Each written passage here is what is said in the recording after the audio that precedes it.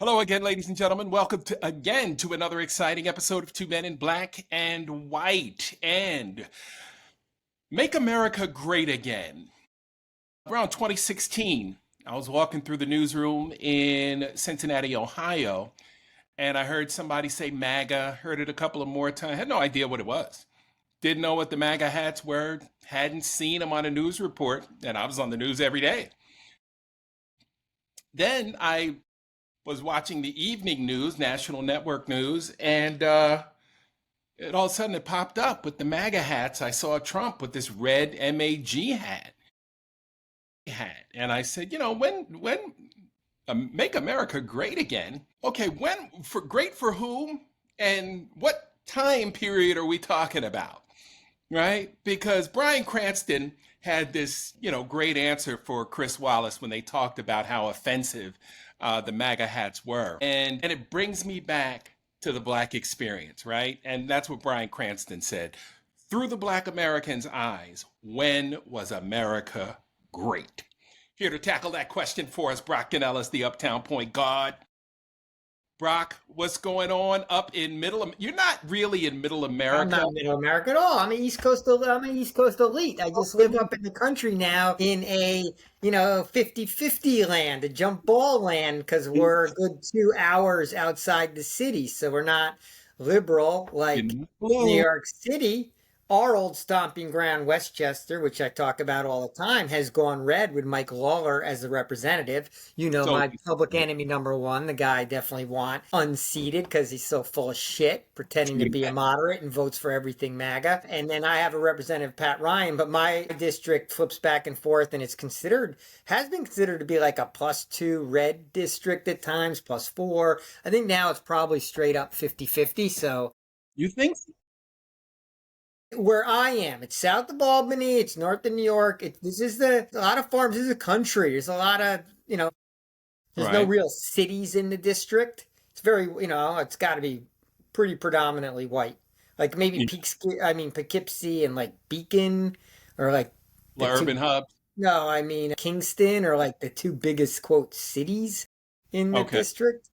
So yeah, What about I mean, Detroit? I get a different vibe. I mean, the town I'm in is very white, Mark. Very white. Yeah. Right. It's And you got a bunch of it's colleges. rural-ish. Yeah. You got a bunch of colleges in your district too, right? The one nearest by is Bard College. If you're looking for a liberal institution, it's like 2,000 kids in it. Fantastic. Marist is like 20, maybe 15 miles south. Like that's the Division 1 school that's around here would be Marist, and West Point's not that far away. Right. Right. And Right. military academy is maybe an hour drive. Right. Yeah. Westchester, man. Westchester, as expensive as it is, the cost of living, I'm not surprised that it's, right outside, the big city. Lots of folks don't want to live in the city. They love to play in the city, and that's what's so alluring about Westchester. Close enough to go into the city, play, have a nice dinner, Broadway, all the things that the city has, and then close enough to get home too within 45 minutes to an Yeah, hour. it'd be nice to get safe. I mean, it was amazing how like crime was the number 1 topic in the last election. It was just such a fraud, right? There's no fucking crime in Westchester, but that Right. whole This is district in New York City.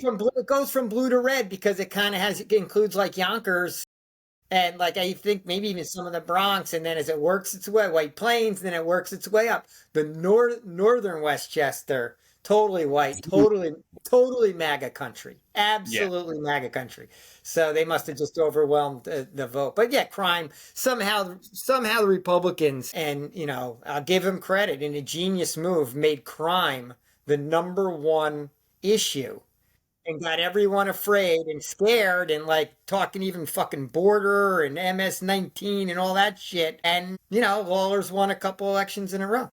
Yeah. What about that caravan that was coming our way in Yeah. 2016? Never make it. We were worried about the caravan.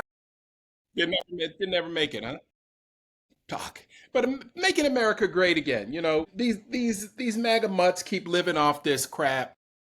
But it's a And slogan from the 20s, right? It's a slogan from the 20s or 30s. I would just to answer, I think the white supremacy movement, the golden age, they look back on like the 50s and pre-Vietnam 60s. as the Right. golden age of America, right? Brooklyn Dodgers and all the people, the suburban sprawl of people coming home from the war and getting all those benefits, and white people getting their first homes, like just a wave of people getting their first homes, moving to the suburbs and getting away from the others and living this great life. In the South, they still had Jim Crow, right? So they were dominating everything and pushing everybody around. So I think that's sort of the vision and the dream that comes with MAGA, I think. And you know, New York, metropolitan New York, is home to the original segregated white community in Levittown, right? Black folks couldn't move out there. And that was expressly what it was for, a place that was safe for white America to go. Nice lawns, the picket fence, the dog, the 2.2 kids, maybe three back then. It was a lot cheaper to raise them. But Levittown, and you know, and if you don't know the story of Levittown, please hit the Google machine or YouTube and learn about Levittown, because it was out and out offensive. I mean, again, people like my dad, my mom came north looking for opportunity, right? Looking for jobs, looking for a piece of the American dream. And as I've mentioned before, you know, there were hurdles they had to face and get over in order for us just to live in the same school district that you Yeah, did. yeah. Think about how difficult it was to get a house in the same district that I had a house in, right? So, Mhm. I mean, right. There's nothing new about what's going on today, right? It's just a shade different than movements we've seen in the past. This one's just coming really, really harshly in at a time where I think there's a different awareness in the country.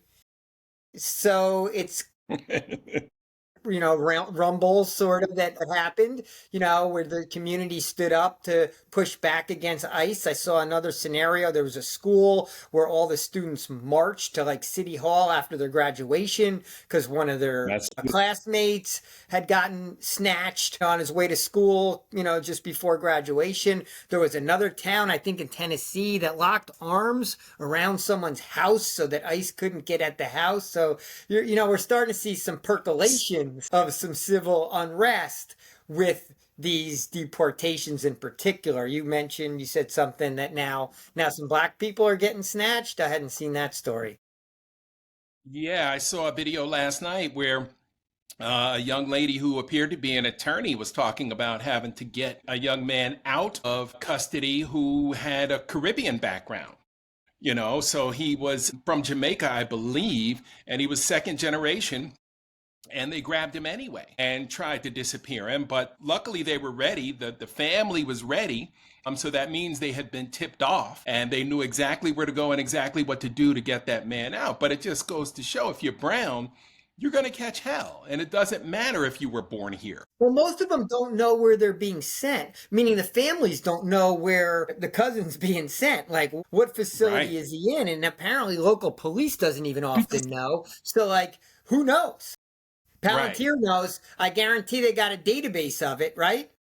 You know it. You Doji know it. knows. Peter Thiel. That's what Peter Thiel does. Collect your information, and you better believe, I guarantee you, because he's buddies with Zuckerberg, they're helping him.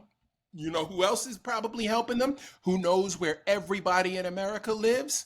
Your boy, Jeff Bezos, right? He's got everybody's address Yep. and probably phone number, right? So, when we're looking at we're seeing an all out assault on the black community. We've talked a lot about Harvard and some of these consortiums that are forming to fight back against Trump's hard on with education. There's a story down in Tallahassee where he basically put on Black MAGA on the school board and in the school presidency seat. So he got the majority of the school board, which DeSantis did, Black MAGA, 8-4.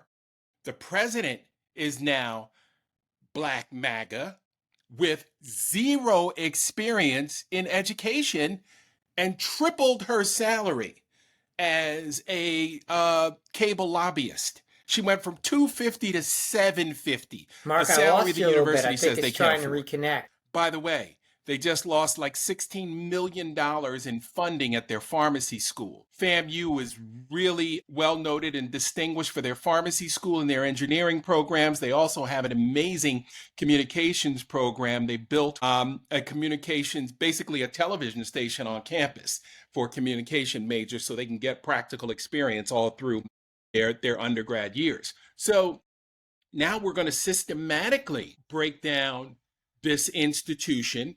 We're going to institute new normals on what we can and cannot teach. And Brock, I believe I've told you at least a dozen times, Howard University is where I found out who I was, right? Because I had learned things that I didn't even know existed in the Black experience. Gender studies.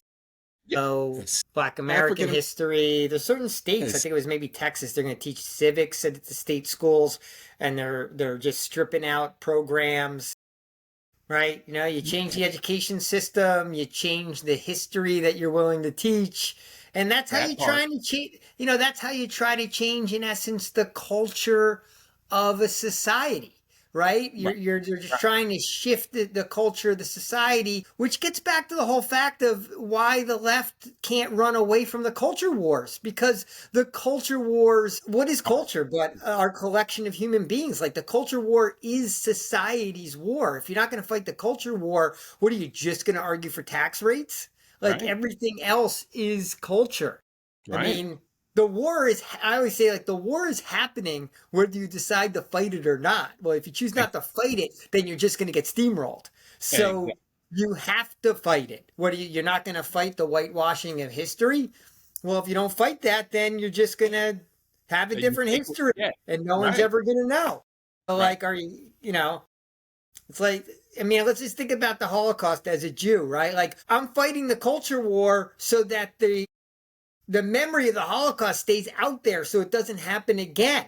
Well, am I going to sit back and say, well, I don't want to fight the culture war? You know, that's like that's a, you know, a tricky topic. That's a third rail politically. No, I'm fighting that culture war. Because if I don't fight that culture war, the Holocaust deniers win, right?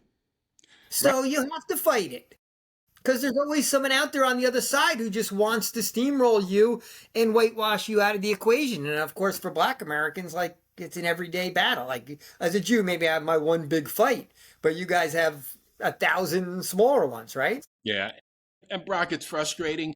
You know, when you talk about slavery, the Black Holocaust, whatever you want to call it, did you know the History Channel doesn't have anything on slavery?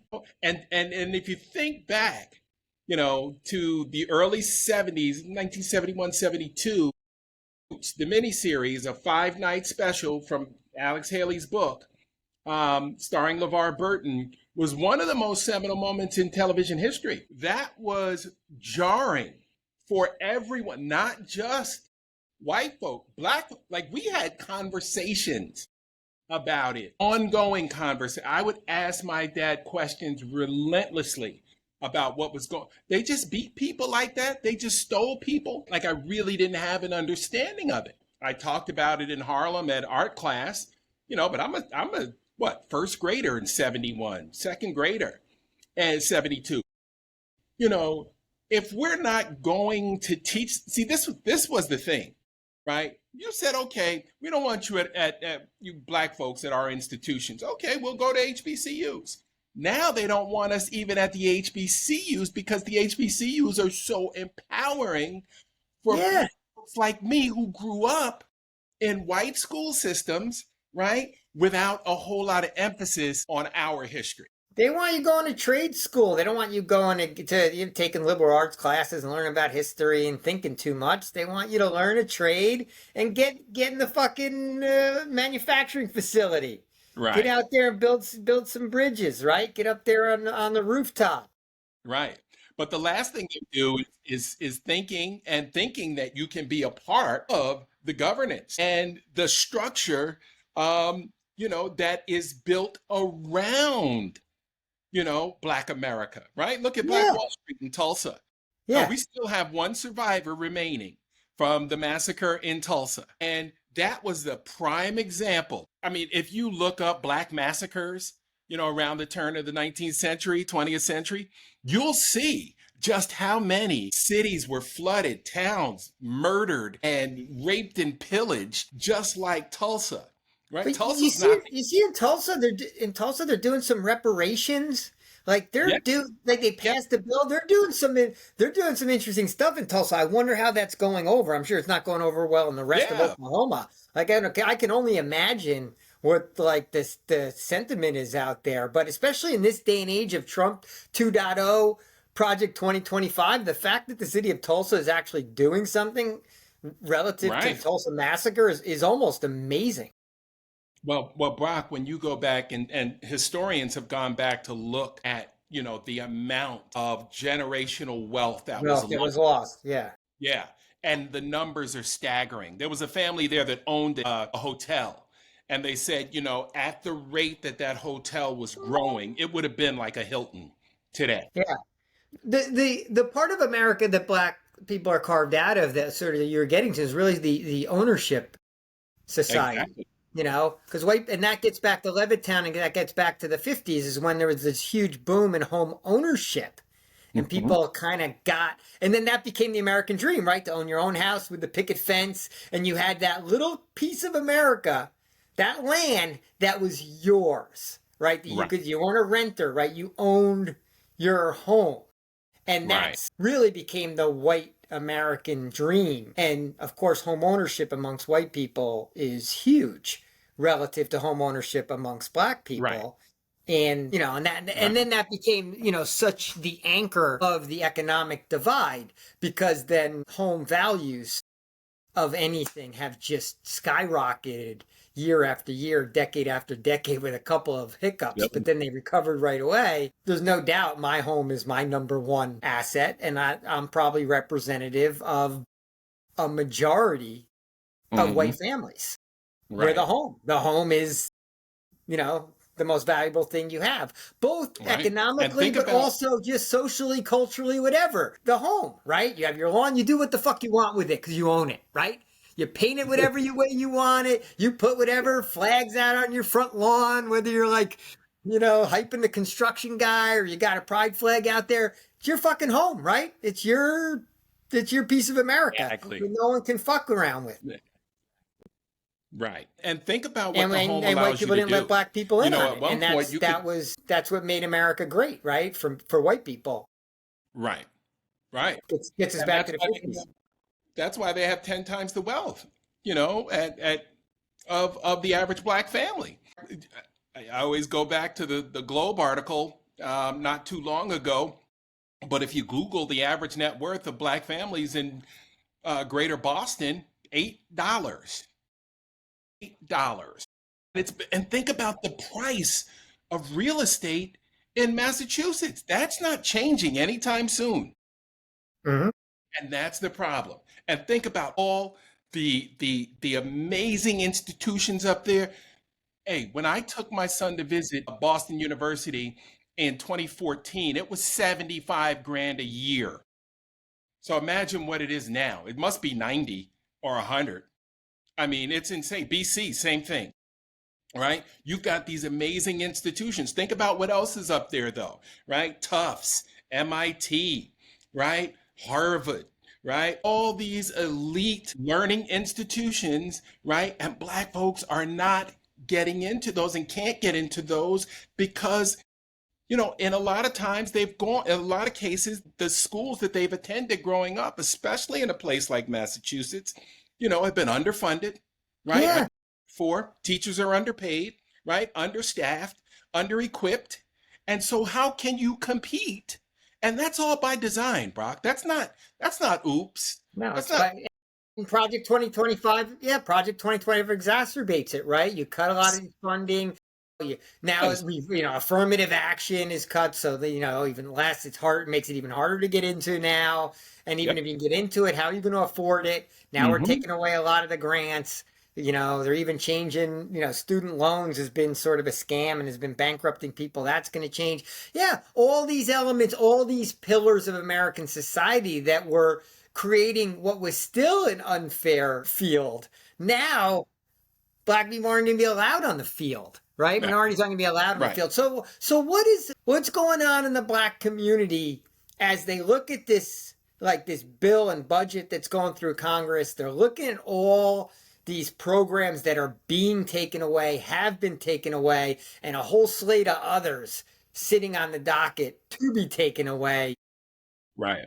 Is the anger boiled up to a, you know, The boiled over yet, or is it still percolating? Is there still a question of what's white America doing? Yeah, pretty much. That question still lingers. I don't get in the barbershop as much as I used to. But from what I hear, influencer wise, DL Hughley, Angela Rye, Joy Reid, among the influencers, there is rage, right? There is out and out disgust and disdain, right, for lawmakers right now and for Republicans mostly, and frustration with Democrats for not fighting harder, right? And so I still feel like the general public is fatigued, right? Black folks been fighting for a long time, Brock, and and I think they see this mistakenly as just another battle. But this is the existential fight, right? Because this guy is talking about, is telling us that he's systematically dismantling our republic. And if we have another election, we may be able to change things. But if 36% of all voters stay home, we're never going to be able to change anything. And who knows what's going to happen with these new voter restrictions and more voter suppression, which the Republicans have become very adept at. I mean, they're like South Africa levels, as good as they are with voter suppression. You know, I think Black folks will wake up as we get closer to an election. I just feel like they're fighting to stay above water, right? Because you got to keep your job, right? You got to keep the income coming in, right? Everything's getting expensive. But there's a household battle taking place, right? What can we do with? What can we do without? Is my kid going to be able to play travel league baseball? How much is that going to cost? Right? When you're still trying to go about your everyday life and doing the things that you've been doing, now you're fighting just to see if you can afford them, right? Because we're always on the bottom rung, right? Like I was amazed at how much some of the TV people in the same position that I held were making. Double what I was making. And you can tell me, oh well, that guy's been there a long time. Is the seat worth that or not? It's worth what you're willing to pay. So you're willing to pay him that much more than you're willing to pay me. Yeah. So you think black people are still right now they're navigating. How am I going to navigate this, 100-mile-an-hour wind that's blowing in my face. So but I still got to move forward. So how am I going to get forward? And I guess as I hear you speaking, I'm kind of like, well, wait, America, it's still been kind of a slow-ish bleed that hasn't Mhm. necessarily hit them hard, like with the punch in the face, right? So not enough to rile most people up yet.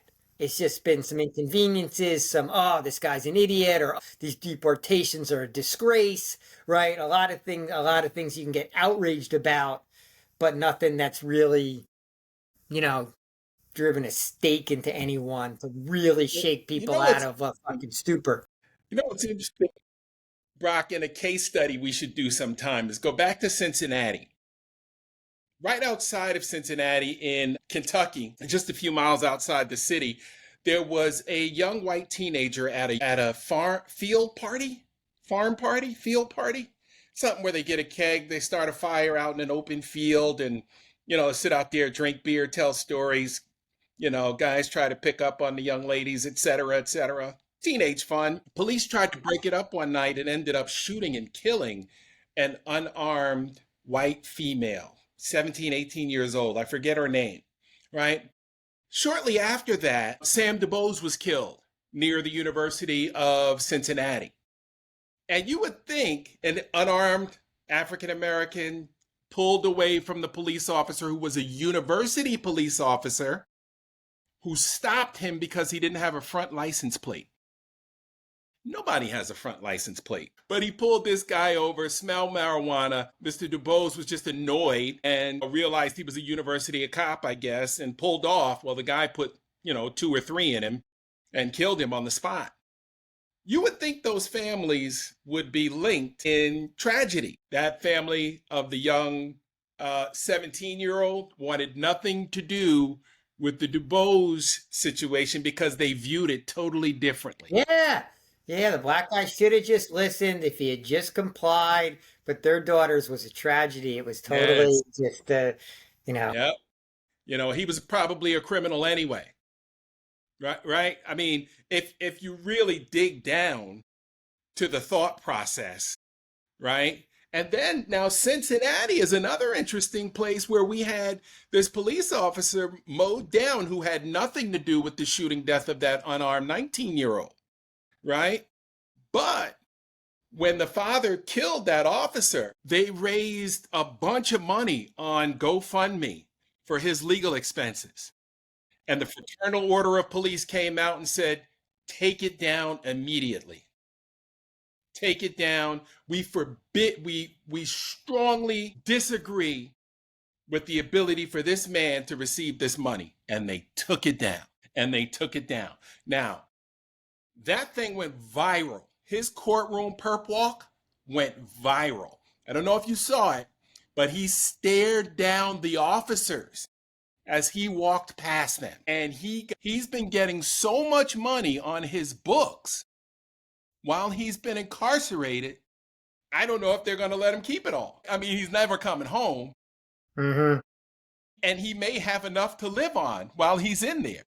Obviously, the food's terrible and everything, so you need as much money as you can in your canteen and on your books, and to buy your soap and all your sanitary needs, hygiene needs.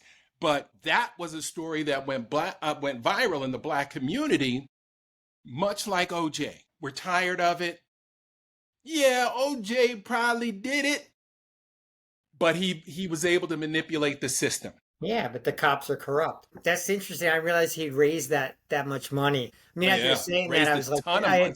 had seen a story about how like 40% of like what's raised on GoFundMe now is for people's health care because they get sick, something happens, and they have to go basically ask the community for money because no one can afford health care or they lost their health care, it got stripped from Yeah, them, right? So like yeah, that's what all these, we've replaced like that's kind of replaced some, true systems. But right, yeah, there's no, as you were saying it, I'm like, there's no way that black and white family feel like they're really in the same boat, same grief, same foxhole. Clearly, the white family thinks that their daughter was more valuable than the black kid, right? Like they just did. They don't want to be, they didn't see them as sympathy. They saw mhm. no Didn't element for stop. bonding and two worlds going down two separate paths and get the quiet segregation of America continues. It's only that Project 2025 and Trump is making it so blatant, right? And it's so noisy and it's so obvious that Yeah, in essence every policy has this underlying racism to it that I think it's probably making more people woke. Whether they care or not is another factor, right? There's a lot of people who right, probably recognize it now, but now just more overtly say they don't give a shit, right? So they right, can't pretend they don't see it right. because it's too You obvious. got to see it. You got to see it. And stop trying to tell me and convince me otherwise. Right? Like people on Facebook constantly hitting me up. America's not so racist. I mean, come on, look at you. Look at the way you grew up. Wait a minute. I didn't pick my family. It's the luck of the draw. I just happened to get 2 parents that were college educated. Not everybody has that, especially at the time that my parents were educated in the 50s and early 60s. Right? A lot of black folks were not going to college. I mean, my father paid for college through the military, GI Bill. So, it's it's interesting too because and if you go to our neighborhood in Waterbury Manor, you saw a lot of, college educated families, 2 parent college educated families.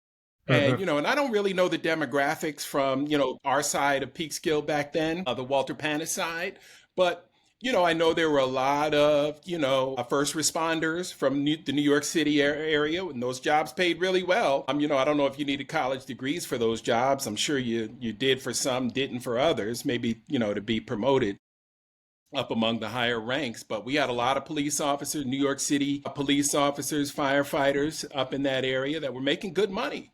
So, it really is interesting. The deeper you dive into this stuff, the more you know.